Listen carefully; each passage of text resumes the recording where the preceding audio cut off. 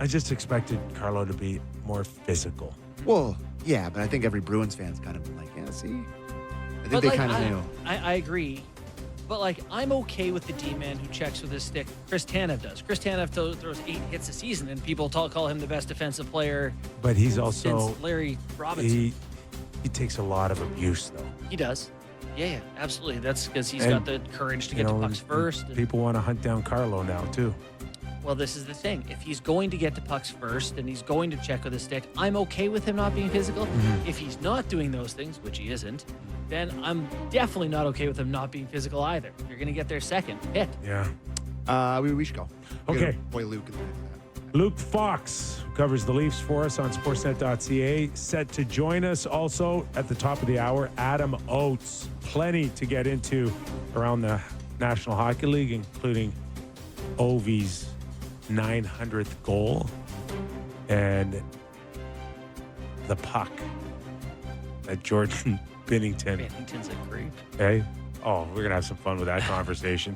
More when we return to Real Kipper and Bourne.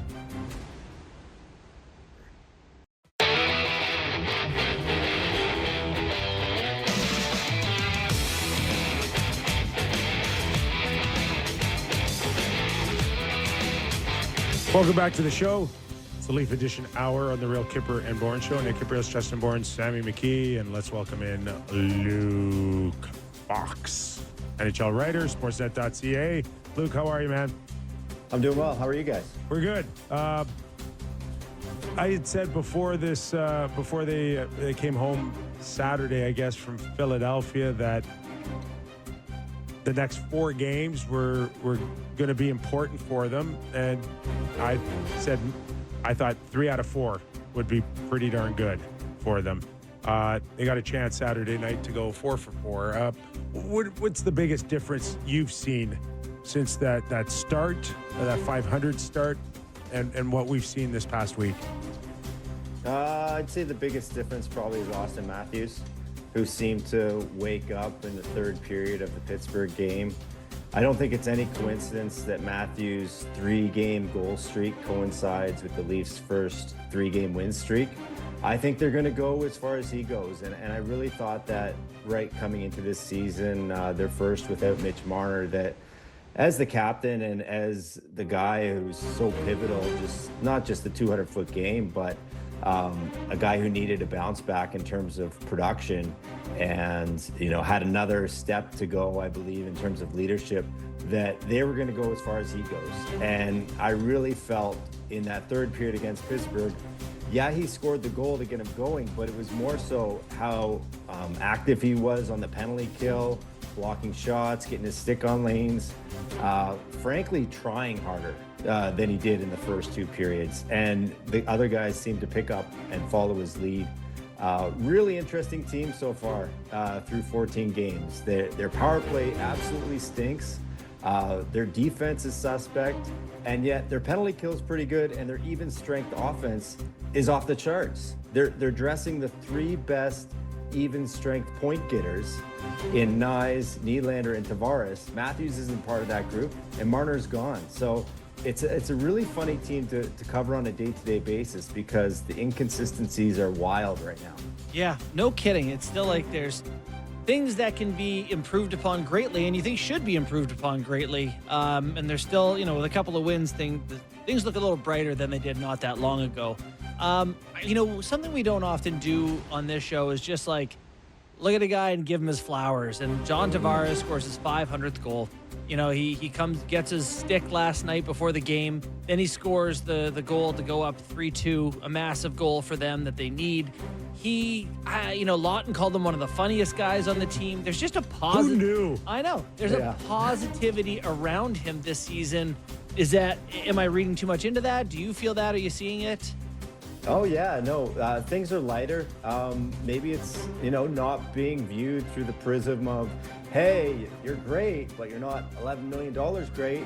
Or maybe it's, your leadership is great, but not captain of the Toronto Maple Leafs type leadership. So I think there's a bit of a lesser burden on Tavares. And then also, I think fans are coming around to just appreciate what this guy does. The consistency is phenomenal.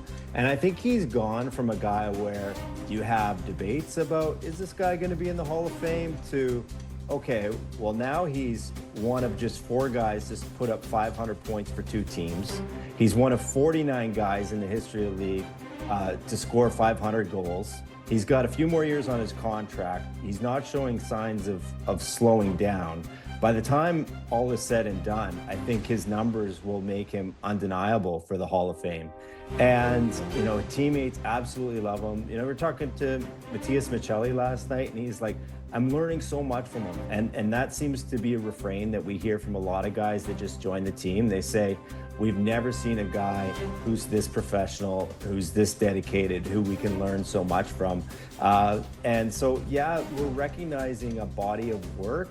But I think what's more interesting is the fact that deep down, John Tavares wants to be on Team Canada in 2.5, 3 months here. Like, he's not thinking, oh, this is a nice little capper to my career. Yeah. He still has that desire. Now, I hear you, Nick. Like, he's got some guys to jump. Listen, whatever in his mind. Yes, totally. Whatever is leading up to this really great start, let him keep going with it. Obviously, foot speed's going to be the biggest issue for him, not whether or not he's still got a nice touch around the net. And that's a different conversation, maybe on another day. But I just want to take this a little further. And, you mentioned something interesting, whether or not truly he feels lighter this year because of the money or the captaincy. But just to go back to the captaincy for 1 second, I want to get your thoughts, Luke, and maybe even the boys here. And the whole idea of the captaincy, and we could sit there and say, okay, was John a great captain? Did he need to be louder? Did he need to be tougher? Did he need to be in-your-face kind of guy? But there's no question that he had certain elements of being a leader here. My question to you, Luke, is it was really tailored to bring more out of Austin, not just a 50 or 60 goal scorer, but just to take his leadership and his true franchise face to another level. And it hasn't happened. And we're still waiting. And will it happen, or is this just it? And if that's the case, should they have just left the C on him all along? Perhaps. It's an interesting point. But I do feel like at the time, Brad Treliving felt like it was the right move for the team. At the time, I don't know if he wasn't certain that John would necessarily come back, probably because he knew how far he was going to go financially to keep John, and there was no guarantee that Tavares would take such a pay cut in order to stick around. So I think there was an element of this guy might be transitioning off the team anyway. And just the fact that it was a challenge, I think, in some way to Matthews. Now, has he met that? I think it was difficult for him to meet it last year.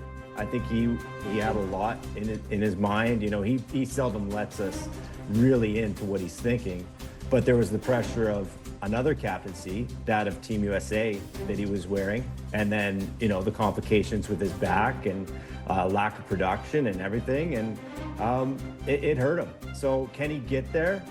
I think that's a great question that we won't know the answer to until there's more time. I think there's a positive sign that the Maple Leafs' best 60 minutes has coincided with Matthews' 60 minutes.